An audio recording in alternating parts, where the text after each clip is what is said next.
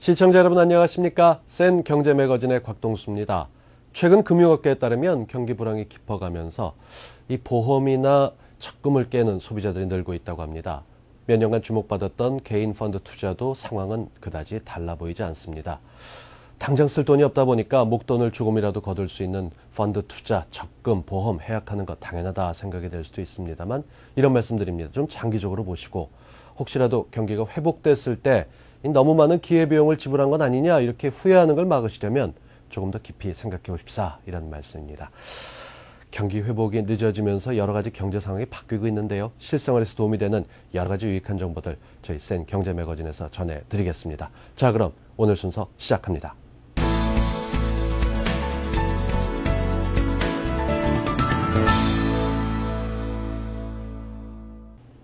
앞으로는 보험금 받는 일이 좀 수월해질 수 있을까요? 지난 22일 금융감독원이 과거 병력을 알리지 않더라도 보험금을 받을 수 있게 하는 내용을 골자로 보험약관을 개선했습니다. 4월부터 시행됩니다. 관련된 자세한 이야기 알아보겠습니다. 서울경제신문 금융부의 금용필 기자입니다. 어서 오십시오. 네, 안녕하세요. 네. 먼저 기존에는 어떤 어려움들이 있었고 또 여기에 대해서 개선에 대해서 시민들은 어떤 생각을 갖고 있는지 거리로 나가봤습니다. 보시죠. 전부 다 가족 병력까지 다 기입을 해야 돼가지고 하는데 좀 어려움이 있었어요. 실제로 보상 받을 때 굉장히 어렵다고 그래서 보험에 대한 불신이 큰 편입니다. 예. 보험 들고 싶어도 안 들어줘요.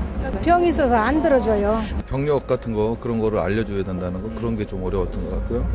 일일이 고지를 하지 않아도 되니까 쉽게 보험 가입할 수 있고 또 이제 혜택을 받을 수 있을 것 같아서 좋은 것 같아요. 그거는 진작에 그렇게 됐어야 될 문제인데 좀 늦은 감이 있지 않나 싶고. 네, 이 과거 병력 때문에 보험금 받는 게 쉽지 않으셨던 분에게는 그야말로 희소식이라고 할 수 있을 텐데요. 이 구체적인 내용부터 좀 짚어볼까요? 네, 이제 보험 가입 시 과거 병력을 알리지 않았더라도 가입 후 5년 내에 치료나 진료를 받지 않았다면 보험금을 받을 수 있게 됩니다. 금융감독원이 이 같은 내용으로 보험약관을 개선해 4월 1일부터 시행할 예정이라고 밝혔는데요. 금감원은 또 생보사의 치명적 질병보험 가입 시에도 보험사에 알려야 하는 가족의 병력도 고지 의무 사항에서 제외했습니다.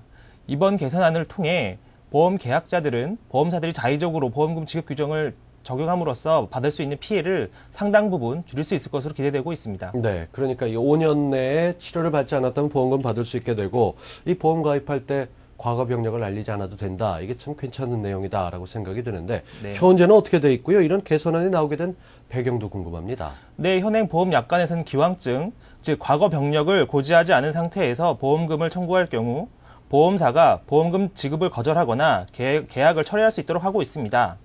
또 기왕증을 고지한 후에 보험에 가입하더라도 3년에서 5년간 부담보로 보장을 받지 못하도록 돼 있는데요.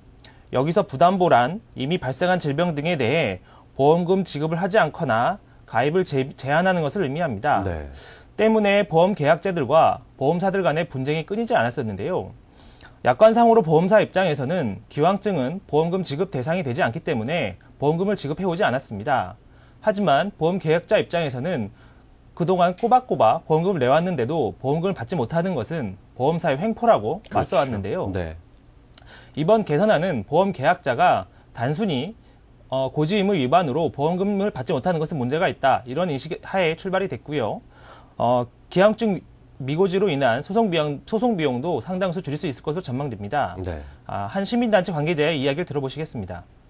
당연히 그 과거 질병이나 과거 병력은 보험 가입할 때 알려야 됩니다. 하지만 그 어떤 수준까지 어느 수준까지 알려야 되는지는 상당히 그 모호한 면이 있고 가입할 때는 보험사들이 그것을 그냥 묵인해 주고 있다가 나중에 보험사고가 발생됐을 때는 그것을 빌미로 해가지고 보험금을 지급하지 않는다든지 계약을 해지시키는 그러한 경우가 종종 있었는데 이것은 그 부분에 있어서 상당히 클리어하게 약관에 명시한다는 것에 상당히 의미가 있고 또한 그것으로 인해 가지고 소비자들이 상당히 보호받을 수 있으리라 생각됩니다. 네, 뭐 가입자에게는 무엇보다 큰 힘이 될 수 있지 않을까 싶다는 점에서 참 기분이 좋은 소식이긴 한데 궁금한 게 기한입니다. 왜 5년으로 제한을 해서 5년 전, 5년 동안 치료를 받지 않았다면 이렇게 제한한 이유가 있을까요? 네, 그건 의학적으로 5년 이상 진료나 치료를 받지 않는 경우 기존 질병이 완치됐다고 보기 때문입니다. 네, 그런 이유가 있었군요. 뭐 어찌됐건 가입자에게 좀 미약하지만 든든한 울타리가 생기지 않았을까 싶습니다. 근데 입장을 바꿔놓고 본다면 보험사에서는 결코 유쾌하지만은 않을 것 같은데 어떤 반응들 보이고 있습니까? 네, 이번 약관 개정에 대해서 보험사들의 반응은 제각각인데요. 네. 우선 대부분의 손보사들은 크게 문제가 될 것이 없다는 입장입니다. 기존의 민영의료보험에서도 진료나 치료를 받은 지 5년 이상이 되면 보험 가입이나 보험금 지급에 제한을 두지 않고 있기 때문인데요. 또 이번에 금감원이 권고한 조치는 기존의 실손형 손해보험의 약관을 확대 적용한 것이기 때문에 크게 문제될 것이 없다는 입장들입니다. 하지만 과거 병력이 있을 시 대부분의 보험사들이 보험 가입이나 보험금 지급에 대한 제한을 두고 있었기 때문에 상당수 보험사들은 보험 손해율이 높아지지 않을까 이렇게 우려하고 있습니다. 그렇습니다. 이 가입자 입장에서 어찌됐건 과거 병력 때문에 이 지급을 못한다는 보험사를 상대로 기왕증 소송까지 있었던 걸 감안한다면 지금이라도 좀 고쳐지는 게 좋지 않을까 싶은데 한편에서 또 이런 얘기를 하기도 있습니다. 또 이런 바뀐 제도를 악용할 여지도 좀 있는 거 아니냐 이런 걱정을 하던데 어떻게들 말합니까? 네, 사실 일부 중소형 보험사나 외국계 생보사들 입장에서는 보험 사기를 많이 걱정하고 있는데요. 기왕증을 인식한 후에 보험에 가입하는 것 자체가 보험 사기라는 입장입니다. 특히 5년 동안 병을 키운 다음에 보험금을 청구할 경우에 보험사들이 큰 손해를 입을 수 있다는 걱정도 나오고 있는데요. 지금의 어려운 금융 환경 속에서 기왕증까지 보험금을 지급하라는 것은 보험회사 입장에서 큰 부담이 아닐 수 없다는 의견도 나오고 있습니다. 결국에는 질병을 숨기고 보험에 가입하는 경우가 많아지지 않을까 이런 우려가 많이 나오고 있는 상황입니다. 네. 처음에 인사드리면서 요즘 같은 불황기에 보험 해약하시는 분들이 참 많다 얘기를 했는데 그런 분들 관심 갖고 들으셔야 될 소식도 좀 알아보죠. 이른바 보험사의 부활 마케팅 요즘 화제라죠? 내 고객이 형평상 포기했던 보험을 다시 살리는 부활이 요새 이어지고 있는데요. 부활이란 고객의 사정으로 보험료를 내지 못해 효력이 상실된 보험을 2년 안에 다시 살리는 제도입니다. 다시 보험에 가입하는 게 연령 초과 등으로 힘들거나 보험료가 올라갈 때도 적용하고 있는데요. 불황의 신계약 창출은 어려워도 내일을 위한 자산을 챙기는 부활 계획이 끊이지 않아서 보험업계에도 숨통이 트일 전망입니다. 네, 저희 프로그램 시청자분들은 잘 알고 계시겠습니다만 기존에 대체로 보험료를 2달 이상 연체하면 보험 효력이 상실됐었죠? 네, 보험료를 2개월 이상 연체할 경우에 보험 효력이 상실돼서 계약자는 보험 약관에 있는 보험금 지급을 제대로 받지 못하게 됩니다. 보험사는 고객이 원할 경우 환급금을 돌려준 다음에 계약 관계를 소멸하는 방식으로 대처해 왔는데요. 네. 하지만 환급금을 돌려받지 않은 채 효력이 상실된 지 2년이 지나지 않았다면 언제든지 계약을 살릴 수 있습니다. 다만 그동안 연체된 보험료와 연체 이자를 내면 되는데요. 또 부활 계약도 심사는 받아야 합니다. 네, 그러니까 보험료를 연체해도 환급금을 받아가지 않았고 2년이 지나지 않았다 이러면 부활시킬 수 있다 얘기인데 네. 이게 사실 연체료를 한꺼번에 낸다 이것도 쉽지는 않을 것 같습니다. 네, 2년 안에 밀린 보험료를 한 번에 내는 것이 부담스러우시다면 계약 수년 부활 제도를 이용하시면 됩니다. 네. 이 제도는 보험료를 내지 않는 기간만큼 계약 일자와 만기 일자를 늦추는 건데요. 보장성, 중장기 상품에 대해 적용됩니다. 이마저도 부담스러우시다면 납입 중지 기능을 활용하신 후 여건이 될 때 계약 수년 부활 제도를 적용하거나 일시 납부를 하실 것을 권해드립니다. 왜냐하면 보험을 한번 해약을 하면 다시는 같은 조건으로 가입하기 힘들고 환급금을 받더라도 원금을 다 받지 못하기 때문인데요. 네. 단기적으로 생각하는 것보다는 중장기적으로 생각해 어느 것이 더 이익이 되는지를 판단해서 적용하는 것이 바람직할 것으로 보입니다. 네. 납입 중지를 활용한 계약 수년 부활 제도. 말이 좀 어렵긴 합니다만 알아두셔야겠습니다. 무엇보다 보험에 가입하셨을 때는 필요해서 가입해야겠다 이런 생각들 아니겠습니까? 장기적으로, 중기적으로 또 현재 감안하셔서 여러 가지 도움되는 정보들 사용하시기 바랍니다. 서울경제신문 금융부의 김영필 기자였습니다. 수고하셨습니다. 감사합니다.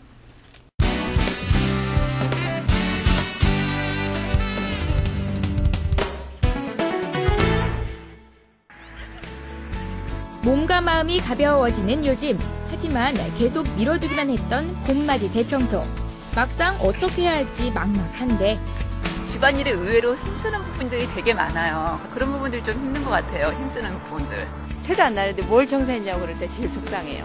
네, 봄이 돼서 벽지랑 가구 같은 거 바꾸고 싶은데 요즘 경제적으로 어려우니까 쉽지가 않아요. 하지만 저렴한 비용으로 우리 집 분위기를 싹 바꿀 수 있는 방법입니다. 어머, 징그러. 칙칙한 집안, 겨우내 묵은 때를 걷고 현 집을 새 집처럼 바꾸는 방법. 지금부터 공개합니다.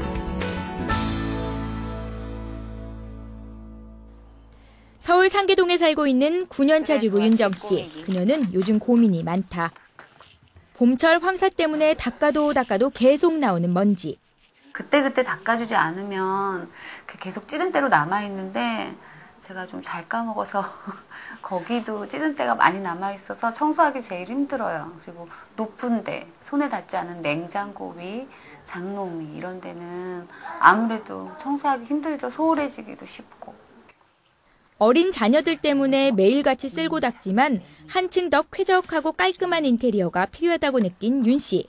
그런데 처음에 인테리어를 생각했는데 비용적인 것도 만만치 않고 요즘 경제도 어려운데 집안 분위기는 좀 바꿔보고 싶고 좀 깔끔하게 살고 싶어서 청소하는 업체를 한번 알아보게 됐어요. 고민 끝에 부른 한 청소업체. 한 평당 8,000원으로 총 약 25만 원의 비용이 든다. 인테리어보다 저렴하고 가족의 건강을 위한 선택. 예, 지금 안방에 하나 있고 아이방에 하나 있거든요. 예, 지금 침대 보통 이제 애들이 쓰는 침대나 이 침대를 이제 소홀히 하는 경우가 상당히 많거든요. 근데 침대도 상당히 이제 진먼지 진드기라든지 이런 유해물질들이 많이 살기 때문에 요새는 정기적으로 이제 청소를 많이 해요. 이사 이후 꾸준히 청소는 했지만 대청소는 한 번도 하지 않은 상황. 먼저 안방 침실부터 차근차근 살펴봤다. 그 침실 보면은 이제 가장 취약한 데가 이런 장롱 윗부분 이런 부분들이 상당히 취약해요. 그래서 지금 이제 확인해 보면 알겠지만은 지금 장롱 위도 상당히 지금 먼지가 많이 쌓여 있을 것 같아요. 지금 한번 확인을 해볼게요. 여기도 상당히 지금 먼지가 많이 쌓여 있네요. 지금 이런 부분들은 주부님들이 이제 많이 평소에 신경 못 쓰기 때문에. 이런 부분들은 이제 그 전문업체 이제 맡길 때 대청소 이제 봄철이나 아니면 환절기 때 그럴 때 이제 정기적으로 청소해 주시면 상당히 좋아요. 매일매일 쓸고 닦는 안방과 거실. 하지만 손이 잘 닿지 않는 곳은 묵은 먼지가 수북하다. 다음은 집안의 공기를 좌우하는 베란다.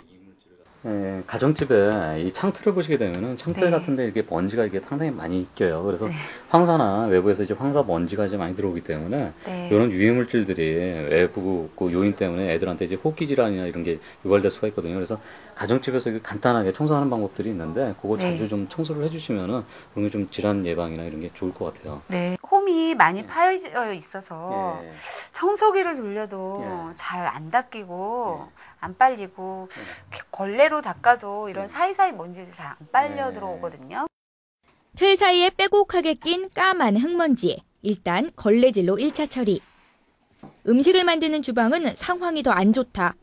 가스레인지 여기저기와 가스후드 곳곳에 껴있는 기름때. 그래서 이제 후드 같은 경우에는 보통 이거 이제 그 요새는 이제 상당히 오래된 연식의 이제 그 후드인데 요새 같은 경우는 이제 필터가 다 껴져 있어요. 근데 여기 보면은 이제 이게 상당히 오래된 상태라 지금 안에 기름때하고 먼지가 상당히 지금 찌들어 있거든요. 그래서 이제 이게 요리하실 때 후드 같은 거는 기름기나 이런 걸 갖다 이제 배출을 해야 되는데 그렇게 못하고 이제 기름기가 안에 쌓이게 돼요. 그래서 나중에 화재 염려도 있고 상당히 위험한 부분이기 때문에 정기적으로 클리닝 해주시는 게 좋아요. 그래서 오늘 이거 싹 클리닝 해드릴게요.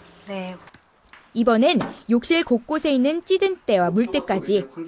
생각보다 심한 상태인데 과연 청소만으로 새 집처럼 확 달라질 수 있을까? 이제 유해물질이 쌓이기 때문에 그럼 정기적으로 청소를 해주시는 게 좋아요. 그래서 오늘 뭐 이것도 이제 청소를 저희가 해드리고 여기 보시면 이제 장식장이나 이런데 이제 화장실 같은데 깨끗하게 유지하시려면은 요거 이제 불필요한 물건들은 좀 버리시고 이제 계속 쌓아두시는 습관이 있거든요. 그래서 웬만한 건 이제 버리시고 이제 필요한 물건들만 정리해 놓으시면.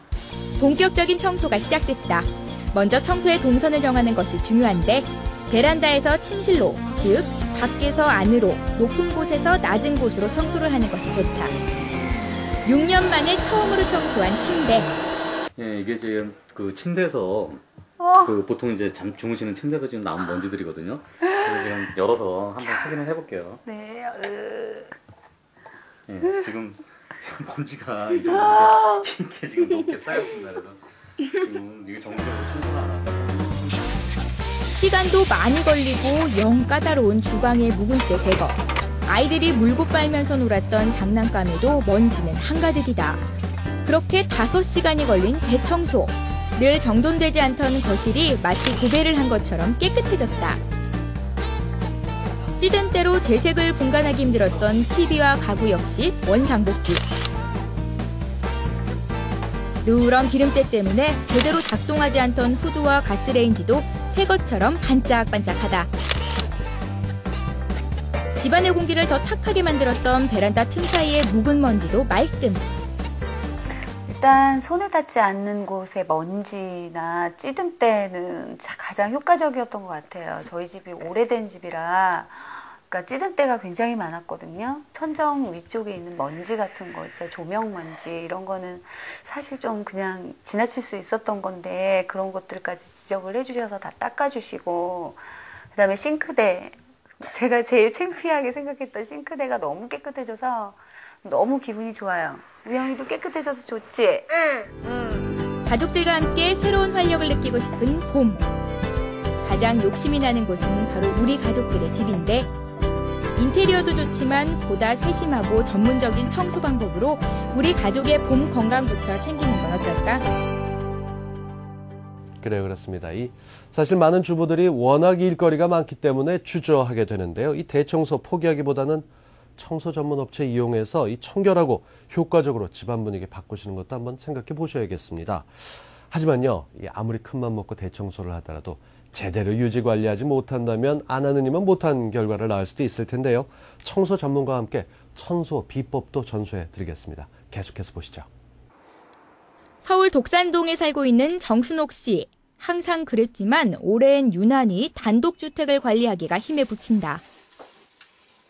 청소는 해도 끝이 없고요. 손 닿지 않는 곳 구석구석이는 굉장히 하기가 어려워요. 바쁘다 보면은 눈에 보이는 곳만 해지고요. 또 눈에 보이지 않는 곳은 잘 안 해지더라고요. 주부 30년 차도 힘든 청소. 어서 오세요. 청소 전문가들이 출동했다. 평소에 방충망 청소 같은 게 어떻게 하세요? 자주 하기는 어렵고요. 물 청소할 때, 계단 청소할 때 호스로 그냥 물 뿌려가지고 그냥 먼지만 털어내는 걸로 하고 있어요. 그렇게 하면은 뭐 물도 많이 튀고 상당히 좀 문제가 많을 것 같은데요? 네, 굉장히 번거롭더라고요. 네, 그럴 때는 제가 간단히 청소할 수 있는 방법 한번 알려드릴게요. 예. 신문지 같은 거 있죠? 이걸 네. 이용하시면은 아주 쉽게 청소할 수 있어요. 청소가 까다로운 방충망. 신문지 하나면 된다. 이 방충망 뒤에다 이렇게 대세요. 그래야 먼지가 날아가는 거 방치하고 이게 좀 촉촉이 젖어야만 나중에 이 때가 부풀어져가지고 잘 닦이거든요. 네. 신문지를 대고 여기다가 이 생리 수지는 이 스프레이를 가지고 이렇게 뿌려주세요. 그러면은 이 먼지가 다른 데 날리지도 않고 이렇게 하면서 이 먼지가 신문에 흡착이 되거든요. 그러면서 이렇게 뿌려주시면은 이렇게 뿌려주신 후 간단하게 수세미나 이런 스펀지 같은 경우로 살살 문대주시면은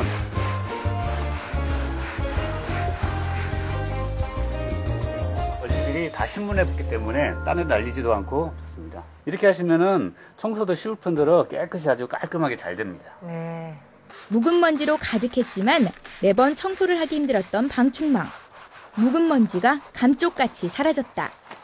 아우, 깔끔해지네요. 아우, 먼지가 굉장히 많이 묻었어요. 이번엔 잘 지워지지 않는 주방 기름때 제거에 나섰다. 아무리 청소해도 금세 다시 생기고 얼룩지는 기름때. 이쪽이 찌든 때가 잘 지워지지가 않아요. 지워지지도 않고 또 손이 잘 가지를 않아요. 손 쉽게 할 수 있는 방법을 좀 가르쳐 주세요. 예, 그런 기름때 같은 경우에는 가정에서 다 구할 수 있는 이런 식초 있지 않습니까? 네. 이 식초를 이용하시면은 그런 때는 또 금방 또 쉽게 지울 수가 있습니다. 이렇게 식초를 좀 따르셔가지고요. 네. 집에서 쉽게 구할 수 있는 식초. 쓱쓱 문지르기만 하면 거짓말처럼 기름때를 해치운다. 이렇게 많이 기름때가 나오죠? 네. 네, 식초를 이용해서 이렇게 깨끗하게 되는 방법이 있군요. 이런 스위치 부분은 가장 오염되기 쉬운 부분이거든요. 네. 이런 경우에는 가정집에 아마 이런 알코올 하나쯤은 다 있을 겁니다. 이 알코올을 살짝 적시셔가지고 이런 자국들에다가 살살 닦아주시면은 다 없어지죠. 벽지의 낙서를 없애는데도 요령이 있다. 아이들의 낙서와 손때로 얼룩덜룩한 벽지. 하지만 알코올로 살살 문지르면 된다. 봄철에는 황사가 우리나라에 자주 오기 때문에 황사에 상당히 조심해야 되고 또 그때는 환기를 철저히 해야 되기 때문에 환기에 신경을 쓰시고 또 봄비가 오고 난 뒤에 대청소를 하는 게 아주 좋습니다. 그러나 눈에 보이는 것만 하는 게 아니라 구석진데 눈에 잘 띄지 않는 것도 구석구석이 대청소를 하는 것이 봄맞이 청소에 아주 좋을 것이라고 생각이 됩니다. 이번엔 정리된 집안에 활기를 불어넣을 차례. 인테리어 전문가가 직접 집을 방문했다. 내 식구가 사는 22평의 주택. 어떻게 하면 넓어 보일 수 있을까? 방법이 있을까 하고. 제가 보니까 지금 소품들이 굉장히 많이 올려져 있는데 이런 거는 이제 과감히 정리를 하시면 보다 공간, 그러니까 시각적으로 공간 확보가 많이 될 것 같아요. 과감하게 정리할 수 있는 게 약간 작은 용기가 필요합니다. 네. 조금씩 변화가 보이는 집안. 역시 돈이 전부는 아니다. 효과적이고 저렴하게 봄 인테리어를 할 수 있는 특별한 방법은 먼저 계획이 철저해야 된다고 생각됩니다. 무턱대고 의뢰를 한다거나 알아서 해주세요 이런 말은 굉장히 위험하니까요. 스스로 원하는 교체 부분이나 스타일을 충분히 공부하신 후에 철저한 시장 조사를 통하신다면 저렴한 가격으로 변화를 줄 수 있을 것 같습니다. 매일같이 해도 티가 나지 않았던 집안 청소. 하지만 청소 요령을 알고 인테리어 위치를 바꾸니 새집 부럽지 않다. 청소도 깔끔하게 하고 또 소품 같은 것도 지저분했었는데 버릴 건 버리고 정리를 하니까 또 새로운 집 단장한 것 같이 깔끔하고 좋아요. 비싼 가구로 바꾸거나 화려한 커튼을 단다고 해서 집안이 달라지는 것은 아니다. 깔끔하고 청결한 대청소. 그것이야말로 올봄 우리 집 최상의 인테리어 비법이다.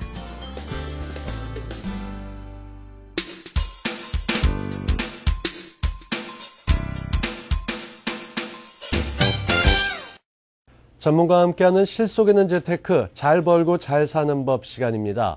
지난 몇 년간 주식과 펀드 투자에서 원금 손실 보신 분들 많으실 겁니다. 30, 40%에서 많게는 60, 70%까지 있으실 텐데요. 이 여러 가지 이유가 있겠습니다만 그중에 종목도 큰 역할을 하지 않을까 싶습니다. 오늘 금융투자 성공 전략 마지막 시간에 이 종목 선택과 관련된 노하우를 좀 전해드리겠습니다.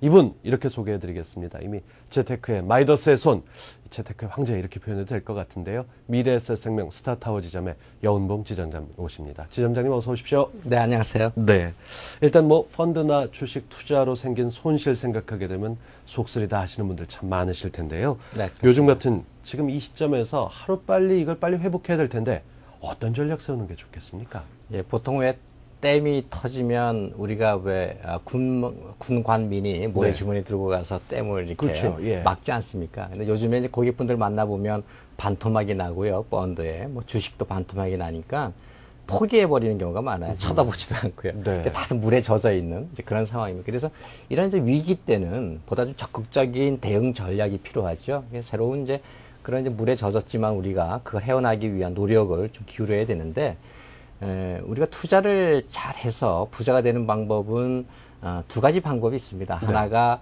종목을 잘 골라야 되는 방법이 있고요. 두 번째, 종목을 아무리 잘 골라도 투자 방법이 잘못되면 또 실패를 합니다. 그래서 우리가 종목과 투자 방법을 잘 섞어서 사용하면 상당히 큰 성공을 거둘 수가 있습니다. 예를 들어서 종목이라고 하면 우리가 부동산도 좋은 종목을 사야 되지 않습니까? 네. 주식도 마찬가지고. 예. 그러니까 이제 부동산 같은 경우에도 10년 전에 강북에 제 고객분이 2억을 주고 아파트를 사셨는데요. 지금 한 10년 지났지만 4억에서 5억 돼 있습니다. 괜찮죠? 네. 그런데 강남에 10년 전에 2억을 주고 사신 고객분이요. 지금 얼마 돼 있냐면 8억에서 한 10억 돼 있어요. 네. 그러니까 종목으로 어느 거를 사냐에 따라서 큰 차이가 생기고요. 심지어 제가 만난 어느 한 분은 춘천에 10년 전에 주택을 2억 주고 사셨는데 예. 지금 2억도 안 돼 있습니다. 아하. 그러니까 우리가 장기 투자 그러지만 장기 투자로 다 성공하는 거는 아닙니다. 그러니까 어느 종목을 잘 가져가냐. 그래서 지금 고객분들이 손실 났던 분들도 내가 갖고 있는 주식이나 내가 갖고 있는 펀드라든가 내가 갖고 있는 부동산을 한 번 더 면밀하게 점검을 하고 체크업을 해서 미래에 성장성이 높은 그런 종목들을 다시 한번 선별해서 들어가는 그런 방법들이 하나의 또 다른 성공 전략이라고 말씀드릴 수가 있습니다. 네, 그러니까 종목에서 투자 방법, 종목과 투자 방법 두 가지가 다 중요하다 하는데 요즘 들어서는 이 국내에만 눈을 돌릴 게 아니라 해외 쪽으로도 돌려봐야 된다고요? 맞습니다. 왜냐하면 지금 이제 우리는 자꾸 많은 투자자들이 보면 주식을 살 때도 뭐 포스코를 살지 삼성전자를 살지 막 고민을 하세요. 네. 현대차를 살지. 사실 너무 편협적인 시각을 갖고 있는 것 같습니다. 이제 우리 대한민국이 앞으로 2020년에서 2030년이 되면 선진국이 되죠. 선진국이 되게 되면 4가지 현상이 벌어지게 되는데요. 네. 첫 번째 변화가 지난 시간에 우리가 말씀드린 것처럼 경제 성장률이 한 1에서 2% 정도가 됩니다. 그래서 한국개발연구원에서 이미 발표한 자료지만요. 이 경제 성장률이 떨어지고 또 선진국이 되면 두 번째 나타나는 현상이 저금리 현상이 네. 되죠. 1에서 3%. 또 세 번째 현상이 고령화 저출산이 아주 극대화됩니다. 네 번째는 이제 그럼으로써 이제 부동산 시장이 하향 안정화로 이렇게 접어들게 되죠. 지금 다시 말씀드리면 선진국이 된다는 거는 굉장히 좋은 얘기인 것 같지만 네. 우리가 어떤 투자 수익 측면에서 보면 성장이 멈추기 때문에 그만큼 소비도 줄고요. 따라서 생산이 줄어들게 되죠. 따라서 부동산 가격이 옛날처럼 5배, 10배 오르는 시대도 이제는 두 번 다시 우리가 만나기는 어려울 것 같고요. 네. 또 금리도 예전에 10%, 15%, 20% 주던 그런 또 어떤 기회도 이제는 맞이하기 굉장히 어려울 것 같습니다. 지금 성장이 멈췄기 때문에 우리나라는 그만큼 경제가 안정화는 되겠지만 본인이 원하는 그런 투자 수익을 얻을 수 있는 그런 이제 나라가 더 이상은 아니라는 그런 얘기입니다. 네. 그러니까 어떤 목표를 향해서 우리가 달려가던 개발도상국 시절만 하더라도 급하게 성장하고 여러 가지 금리 조건이나 이런 것들이 좋았는데 이제 목표를 이루고 나니까 이제 좀 평평하게 지나간다면 우리가 이렇게 발전을 이루고 성공을 거둔 이면에 분명히 아직도 열심히 뛰고 있는 다른 나라들도 있지 않겠습니까? 당연합니다. 이런 나라들 가운데서 현실적으로 투자하기에 가장 유망한 나라들은 어떤 나라들이 있을까요? 예, 다행히 그래도 우리나라 주변에 그런 나라들이 많이 있어서 참 네. 다행이구나 하는 생각을 하는데요. 우리가 왜 1800년대에는 박스 브리테니카 시대라고 얘기를 하고 있습니다. 이 박스라고 하는 뜻은 라틴어로 평화라고 하는 뜻인데요. 이 1800년대는 영국에서 산업혁명이 발생이 되면서 영국이 세계 경제, 산업 경제의 중심이 됐었습니다. 네. 영국이 생산과 소비를 가장 많이 했던 때죠.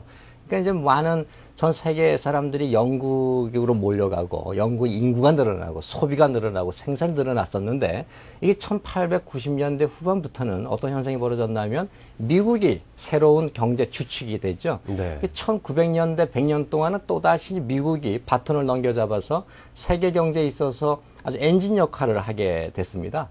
그래서 미국이 전 세계에서 인구 한 4억도 안 되는 그런 나라가 전 세계에서 생산과 소비를 가장 많이 했던 그런 이제 한 해였었죠. 네. 최근에 나온 뭐 세계 각국의 유명한 이제 연구소들이 내놓은 보고서들을 보면 이제는 박스 아메리카나 시대가 지고 2000년대는 박스 시니카 시대가 온다 이렇게 얘기를 합니다. 네, 시니카 좀 낯서네요. 네, 시니카라고 하는 뜻은 중국이라고 하는 뜻을 포함하고 있는 이제 라틴어인데요.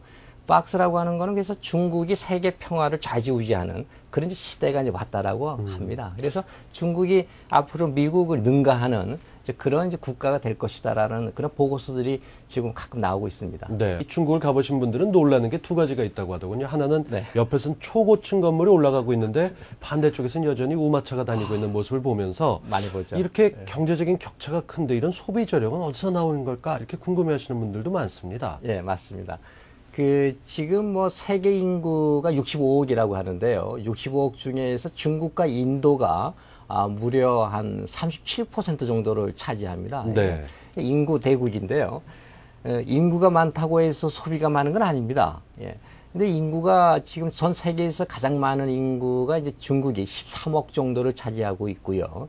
인도가 11억 정도를 차지하고 있는데 지금 중국의 인구 그 분포도를 한번 보면 우리가 그 재미있는 그 사실을 알 수가 있습니다. 중국 같은 경우에 지금 인구의 13억 인구의 중심축이요. 지금 어디 있는가 하면 거의 20대 중반 정도에 몰려 있습니다. 네. 그 얘기는 아직 인구는 미국에 비해서 서너 배 되는 거지만 중국의 소비가 아직까지 미국을 따라잡지 못하고 있죠. 그거는 인구는 많지만 그 인구의 내용들을 보면 아직까지 본격적인 소비를 일으킬 만한 네. 그런 그 소비층이 아직 형성이 안 돼 있습니다. 그러네요. 그렇지만 이제 앞으로 저런 한 인구가 앞으로 10년 정도만 지나게 된다면 지금 20대, 30대 초반에 있는 중국 사람들이 30대, 40대가 되면 결혼을 하게 되고요. 예, 이제 직장을 다니다가도 이제 숙련공이 되고요. 월급도 더 많이 타게 되고요. 대학도 졸업을 하게 되고, 그래서 본격적인 이제 수요층이 돼버리죠. 그래서 그렇게 된다면 중국의 소비는 그때부터 급상승하게 될 겁니다. 네. 그 인도의 인구 그래프를 보면 인도 같은 경우에는 인구가 11억이지만 아까 중국과는 달리 인구의 네. 중심축이 아직까지는 10대 정도로 예. 아직도 있기 때문에 인도 같은 데는 아주 본격적인 소비는 아직 좀 멀었다 이렇게 이제 볼 수가 있습니다. 그래서 지금 당장 어떤 인도와 중국을 놓고 볼 때는 인도보다는 중국이 보다 더 소비의 어떤 증가 폭이 더 클 것이다라고 보고 있습니다. 그래서 네. 중국 같은데 우리가 어떤 장기적인 안목을 갖고 투자를 하고 관심을 가져준다면 아마 상당히 큰 아마 수익을 얻지 않을까 하는 기대를 합니다. 네. 왜냐하면 우리나라도 예전에는 경제 성장률이 90년대 10%로 갔었는데요. 그렇죠. 예. 중국이 지금 지난 6년간 한 10%로 계속 갔었습니다. 인도 같은 데가 경제 성장률, GDP 성장률이 지난 수년간 한 7.3% 정도니까요. 중국이 사실 세계 경제에 아주 가장 큰 엔진 역할을 하고 있는 셈이죠. 네, 올해 뭐 8%가 달성되지 않는다고 하더라도 실제 중국의 이 소비 계층들, 인구 분포들을 보고 나니까 정말 눈여겨봐야겠다라는 생각이 드는데 궁금한 게 말입니다. 처음에 종목을 잘 선택해야 되지만 그거 못지않게 중요한 게 투자 방법이라고 하셨습니다. 그렇습니다. 이 종목에서 국가로 눈여겨볼 다른 나라를 말씀하셨다면 이제 이렇게 나라를 지켜볼 나라가 어딘지 알았으니까 네. 어떻게 투자 방법을 결정하면 좋겠습니까? 중국에 우리가 아무래도 이제 블루칩을 투자를 해야 된다는 얘기를 많이 하죠. 우리 네. 부동산을 투자할 때도 뭐 강남이라든가 아주 좋은 요지에 있는 상가 점포를 살 때도 어떤 역세권에 있는 전철역 사거리 근처를 산다든가 이제 그런 투자를 해야겠죠. 주식을 살 때도 어떤 분들은 뭐 삼성전자를 살 수도 있지만 어떤 분은 또 뭐 무슨 조그마한 몇천 원짜리 어떤 무슨 공공전자를 살 수가 있습니다. 네. 그래서 우리가 투자를 할 때는 항상 블루칩을 투자하는 게 좋고요. 국가라고 하는 그런 어떤 선택을 놓고 볼 때 블루칩은 역시 중국이 아닐까라고 생각을 합니다. 그래서 중국에 투자하는 방법은 크게 세 가지가 있는데요. 하나가 여러분들께서도 많이 그 투자를 해보신 바 있는 중국 펀드에 예. 직접 이제 투자하는 그 방법이 있죠. 이거를 우리가 간접 투자 방법이라고 하고요. 두 번째 방법은 직접 투자라고 해서 중국에 상장돼 있는 또 홍콩에 상장돼 있는 중국 주식을 바로 살 수 있는 그런 또 방법들이 있습니다. 그래서 은행이나 이제 몇몇 증권사에 가시면 해외 증권 계좌를 오픈할 수가 있어요. 해외 증권 계좌를 개설을 해서 거기다 이제 돈을 넣고 여러분들께서는 이제 홍콩 달러로 바꿔 우리는 지금 홍콩 시장에 상장돼 있는 그렇죠. 중국 회사를 살 수가 있는데요. 홍콩 달러로 환전을 해서 이제 중국 주식을 바로바로 살 수가 있습니다. 그러한 이제 두 번째 방법이 좀 있고 세 번째 방법은 많은 분들이 이제 보험사에서 어떤 팔고 있는 변액 상품 같은 것들도 가입할 때 그 안에도 뭐 어떤 상품에 따라서 중국 펀드에 투자하는 그런 또 상품들이 들어 있습니다. 그래서 중국에 투자하는 방법들은 크게 이렇게 세 가지 종류가 있죠. 네. 각각 보면 상품이라는 것이 금융 상품이라는 것이 어느 하나가 다 100% 좋다고 볼 수는 없죠. 그렇죠. 예. 상품마다 장점이 있고요. 또 단점이 있습니다. 예를 든다 그러면 펀드 같은 경우에는 전문가가 대신 관리해줘서 상당히 좋은 그 어떤 관리상에 있어서 안정성은 있겠지만 또 내가 높은 수익을 또 바라보기에는 또 힘들고요. 그렇죠. 또 주식 같은 경우에는 높은 수익도 바라볼 수가 있겠지만 주식은 또 워낙 변동폭이 워낙 크기 때문에 손실도 가능성도 크고요. 변액보험 같은 경우에는 비과세에서 상당히 좋지만 또 이건 또 장기적으로 10년 이상 그렇습니다. 묶어놔야 네. 비과세 혜택을 받을 수 있는 장단이 있는데 이 세 가지를 잘 결합해서 재테크를 하신다면 아마 좋은 투자 방법이 아닌가 또 생각을 합니다. 네. 이 오늘 시간 들으면서 금융투자가 정말 글로벌하게 바뀌고 있다라는 생각을 하게 됐습니다. 일단 선진국이 되다 보면 교양이 여러 분야 필요하고 안목도 필요한데 투자 안목만큼 중요한 게 없겠다라는 생각 다시 한번 해봤습니다. 지금까지 3회에 걸쳐서 올해 요즘 같은 경기 불황기에 어떤 자세로 어떻게 투자해야 되는지 실전에 도움이 되는 투자 방법들 알아봤습니다. 바쁜 시간 내주신 미래에셋생명 스타타워 지점의 여운봉 지점장 고맙습니다. 네, 감사합니다.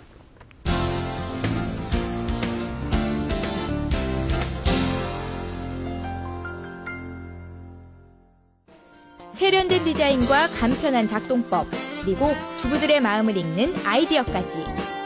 국내를 넘어 해외 시장까지 사로잡은 기업 루펜루. 그 뒤엔 주부 경력 26년을 노하우 삼아 사업에 도전한 여성 CEO가 있다. 늦가기 사업까지만 연매출 1,000억 원을 돌파하며 승승장구하는 이희자 대표. 육아와 가사 그리고 여성이라는 삼중고를 딛고 생활 속 아이디어로 성공한 루펜리의 이희자 대표를 퍼스트클래스에서 만납니다.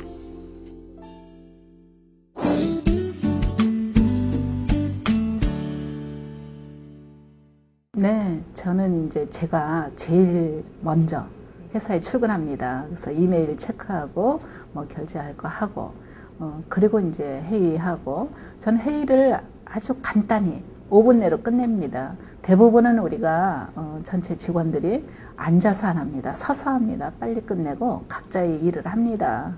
그래서 요즘은 굉장히 또 지방 출장도 많고 또 해외 출장도 많습니다. 그래서 올해는 지금 홍콩이라든가 대만 또 아프리카 중동 지역이 지금 출장 잡혀 있습니다. 홍콩에서는 이번에 이제 대규모 전자 또 쇼가 있기 때문에 거기에 참석을 하고 국내에서 또 많은 전시회에 또 참석을 하고 또 가끔은 또 학생들한테 이제 강의도 하고 학생들하고 강의할 때가 제일 즐거운 것 같아요. 그렇게 정말 하루 일과를 바쁘지만 즐겁게 보내고 있습니다. 저는 지금 주부 30년째이고 이남 1녀의 엄마이고 또 장손 집안의 맏며느리입니다. 그래서 집안 행사도 많고 했는데 사실 그 10여 년 전에 그 IMF 때 남편 사업이 굉장히 어려워졌었어요. 그래서 정말 집이 전부 경매로 넘어가고 거리에 나앉게 된 적이 있었습니다. 정말 말로만 듣던 일이 이렇게 드라마에서 보던 일들이 저에게 현실로 닥쳐왔습니다. 그래서 아이 정말 급식비도 못 내고 굉장히 이렇게 어려워졌을 때 정말 이렇게 좌절하고 그럴수록 아이들도 더 희망을 잃을 거 아닙니까? 그래서 정말 정신을 차리자 생각을 하고 뭔가 반드시 제가 해내야 되겠다라고 생각을 했습니다. 그래서 남편 회사에 가서 일을 하기 시작을 했습니다. 남편을 도와주는 차원으로 하다 보니까 그중에 환경 아이템이 많이 있었는데 음식물 처리기라는 게 있었습니다. 그래서 그 당시에는 일본 거였는데 이걸 정말 한국 음식에 맞게 만들면 정말 이게 시장성이 있겠구나 생각을 하고 그때부터 제가 주부였기 때문에 가능했다고 생각합니다. 그래서 그때부터 개발을 하기 시작을 했습니다. 사실은 기계에 대해서 아무것도 몰랐지만 그래서 더 용감했던 것 같습니다. 그래서 제가 쓰기 편한 제품 정말 그동안 생각했던 이런 제품이 있었으면 좋겠다라고 생각했던 걸 만들었더니 다른 주부들도 다 같이 공감을 해서 이렇게 일을 하게 됐습니다.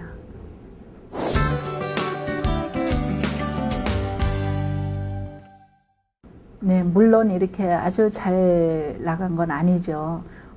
그 제품에 대해서도 시행착오도 많이 했습니다.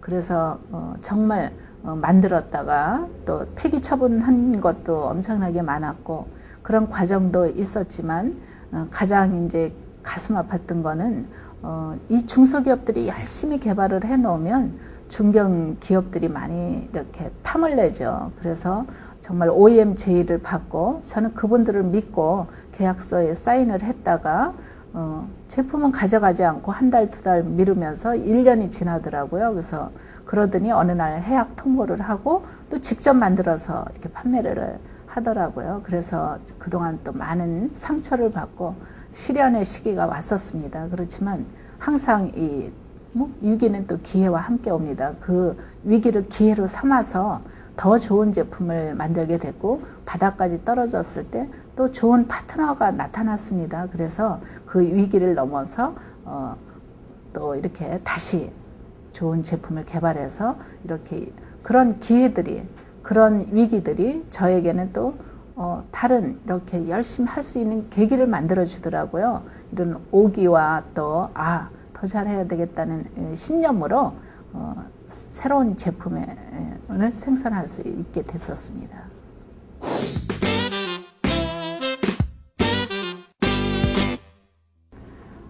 후회 없습니다. 전혀. 저는 사실 주부들은 다 마찬가지지만 저도 주부 30년째입니다. 그래서 보면은 사실 남편 뒷바라지하고 아이들도 뒷바라지하고 이런 온전한 제 인생은 아니었습니다. 항상 이렇게 옆에서 정말 많이 도와주고 해야 되잖아요, 주부들은. 하지만 이번에는 이제 제가 뭔가를 만들어서 이걸 또 직원들을 데리고 일을 한다는 자체가, 그리고 무언가 만들어 간다는 자체가 사실은 온전히 제 몫이거든요. 그래서 여기에서 얻는 그 성취감, 또 물론 굉장히 어렵고 힘들 때도 많습니다. 하지만 CEO라면 그것까지도, 고통까지도 즐길 줄 알아야 된다고 생각을 합니다. 그래서 지금 정말 인생의 2막을 시작했는데 굉장히 제 인생에서 가장 행복합니다. 계속 바이어들과 접촉하고 있는 나라는 전 세계를 대상으로 하고 있습니다. 심지어 아프리카까지. 그래서 지금 아주 이 친환경 제품은 한국뿐만이 아니고 전 세계가 써야 된다고 생각을 합니다. 처음부터 제가 이 루펜을 만들었을 때 이 상표 등록을 전 세계에다 했습니다. 특허 출원도 물론 했지만, 왜냐하면 이거는 브랜드 가치를 정말 높여야 되고 국내뿐이 아니라 전 세계가 써야만 이 정말 골치 아픈 음식물 쓰레기를 처리할 수 있기 때문에 정말 지구 환경에 도움이 되는 제품이기 때문에 국내에 정말 1,500만 가구는 테스트 마켓이라고 생각합니다. 루펜의 고객은 전 세계 60억 인구입니다.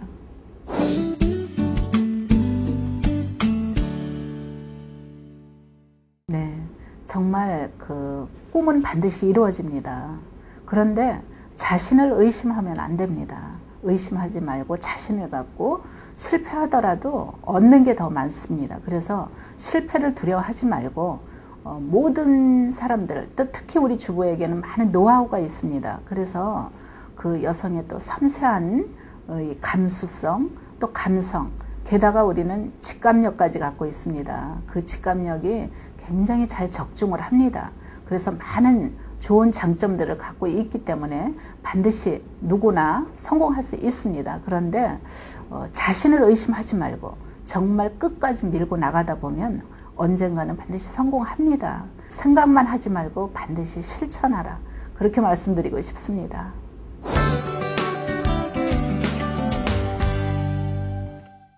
네, 올해는 정말 제가 정말 하고 싶었던 일을 시작하는, 항상 시작하는 자세로 일을 하고 있습니다. 하지만 이번에 그 토목 건설업에 정말 여자로서는 힘든 일이고 생소하지만 뭔가 지금과는 다른 정말 이 디자인을 가미한, 그리고 자연을 더 자연스럽게 만든다는 모토로 우리 전 직원이 합심해서 뭔가를 만들고 있습니다. 그래서 정말 이 친환경 그 블록을 만드는 일에 몰두하고 또 소형 가전도 게을리하지 않고 새로운 아주 정말 재미있는 제품을 또 개발하고 있습니다.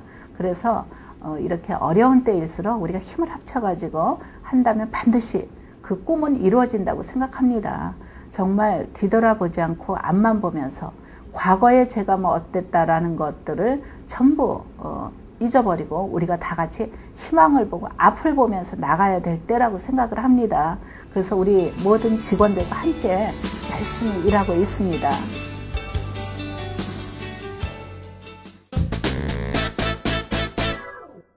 요즘 넉넉하신 분들 찾아보기 힘들죠. 그래서 대형마트와 백화점을 찾기보다는 상대적으로 가격이 저렴한 인터넷 쇼핑몰 이용하시는 분들이 많이 늘었습니다. 때문에 관련 업계에서도 여러 가지 서비스를 제공하면서 밀려든 고객들을 소화하느라 아주 분주한 모습을 보이고 있다고 하는데요. 오프라인에서는 볼 수 없는 다양한 서비스로 신뢰와 매출, 이 두 가지 목표를 달성하기 위해서 업체들은 노력하고 있습니다. 경쟁이 심화되는 만큼 이 고객이 원하는 서비스를 얼마나 신속하고 실속 있게 또 알차게 제공하느냐가 성공의 관건이라고 할 수 있는데요. 모쪼록 이런 움직임은 경기가 회복된 후에도 계속 이어졌으면 하는 그런 바람입니다. 저희 센 경제 매거진도 시청자 여러분들께, 소비자 여러분께 실속 있고 알찬 정보 제공하기 위해서 노력하겠습니다. 오늘 프로그램 어떠셨습니까? 저희 준비된 내용이 여기까지입니다. 더 열심히 준비해서 다음 시간에 뵙겠습니다. 고맙습니다.